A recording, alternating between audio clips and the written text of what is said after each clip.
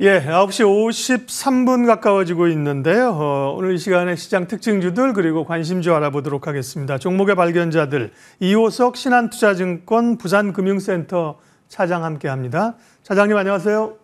네, 안녕하십니까. 이호석 네, 기자입니다. 새로운 한 주간 또 기대를 가지고 출발합니다. 오늘 제일 눈에 띄는 첫 번째 종목 어떤 겁니까? 네, 오늘 가장 첫 번째로 말씀드릴 종목은 LG 에너지 솔루션입니다.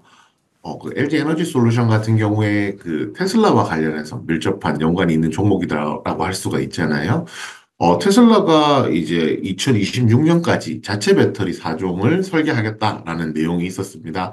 이게 결국에는 이제 배터리를 이제 주문해서 생산해서 만들어서 이제 납품을 받는다라는 것이 결국은 수익성 측면에서는 약간의 이제 손해다라고 생각을 하는 거고요. 그래서 자체적으로 만들겠다라고 얘기는 했지만 그 기간이 빠르게 이제 성사가 되진 않는다는 겁니다. 2026년까지가 될 것이고, 이 과정에서 이제 조금 확대하려고 하는 부분이 그 신기술에 대한 부분입니다.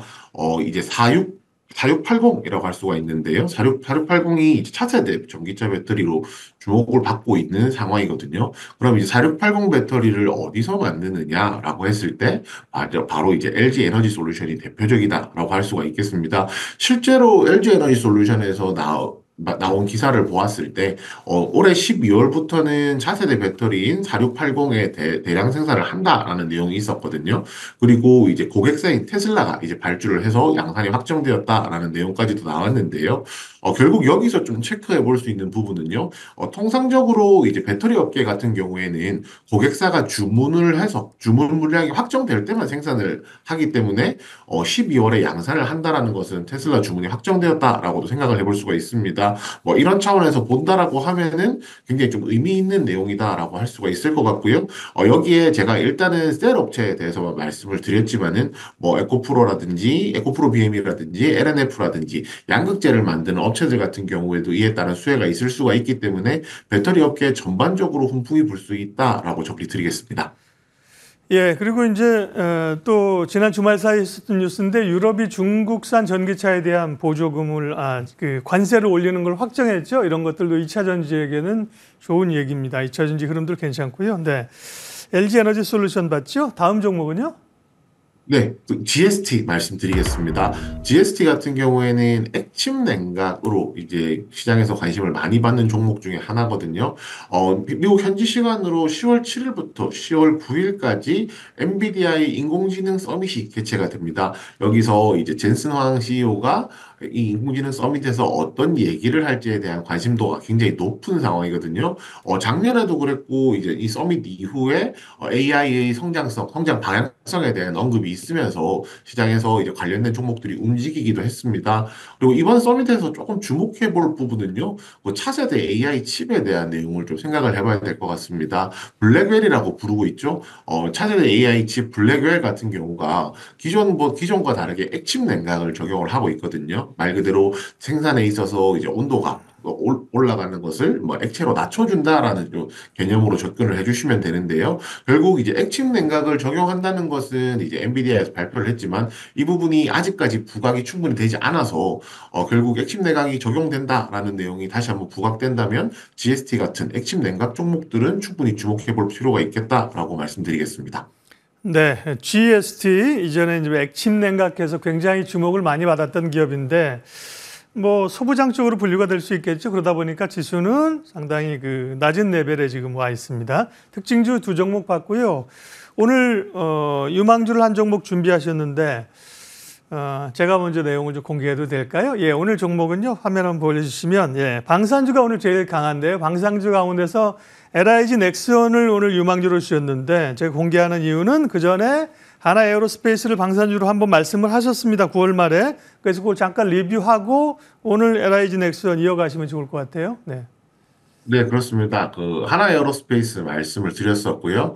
인적 분할 이후에 기대해 볼 필요가 있겠다라고 말씀드리면서 방산 부문에서 이제 수혜가 기대된다라고 말씀을 드렸었습니다. 지난번에 제시해 드렸던 목표가 34만 원 단기 목표가 도달을 했고요. 중기 목표가로 38만 원 제시해 드렸었거든요. 그러니까 하나 에어로스페이스에 대해서 다음 목표가 38만 원으로 접근해 보시길 바라겠습니다. 네, 그리고 오늘 관심주는 조금 전에 말씀드린 것처럼 LIG 넥스원이에요. 네, 그렇습니다. LIG 넥스원, 최근에 이제 중동 전쟁 긴장감이 상승을 하면서, 수주가 더 늘어날 것이다라는 기대감이 나오고 있습니다. 실제로 LIG 넥스원에서 만드는 천궁2 같은 경우에 이라크에서도 수주를 받게 되면서, 수주가 점점 더, 외형이 점점 성장될 것이다라는 기대감이 나오고 있는 상황이고요. LIG 넥스원은 방산 외에도 또 한 가지 이제 중요 사업이 있습니다. 바로 고스트 로보틱스인데요. 로봇 사업입니다. 고스트 로보틱스에서 만드는 제품 중에 가장 대표적인 제품이 사족 보행 로봇 개라고 할 수가 있겠습니다. 이 로봇 개라는 것이 결국 경비견으로 사용이 되거든요. 그래서 2020년부터 미군에 납품을 하기도 했었고요. 고스트 로보틱스에서도 올해 이런 로봇계의 매출을 더 올리겠다라는 현재 계획까지도 가지고 있는 상황입니다. 그리고 전쟁 불안이 가속화될수록 이런 수혜가 있을 것이다라고 예상을 하고 있고요. 현재 지분 60%를 인수를 완료했기 때문에 연결 실적 반영이 가능한 상황입니다. 빠르면 3분기부터 연결 실적을 반영할 수도 있다라는 얘기가 나오기 때문에 뭐 이런 기대감을 좀 포함시켰다라고 할 수가 있겠고요. 매수가는 지금 뭐 조정이 있었기 때문에 현재가에 접근이 가능한 상황입니다. 목표가는 단기적으로 전 고점인 25만 원 잡았고요. 손절가는 둘로 나누었습니다. 짧게 잡는다라고 하면은 20만 5천 원, 조금 더 길게 잡는다라고 하면 120일 이동 평균선 접근하는 19만 원으로 정했습니다. 예, LIG 넥스원 관심주로 방산 주시였는데요. 목표가가 25만 원 잡혔습니다. 질문에 그냥 편하게 답하시면 돼요. 주가 오늘 네. 올라가지고요. 뭐 미리 준비하셨겠지만 지금 6.7%가 올라서 거의 24만 원이에요. 25만 원 잡으면 사실 한 5%밖에 업사이드가 좀 없거든요. 네, 목표가를 향후에 조금 올려야 될 가능성이 있지 않을까요?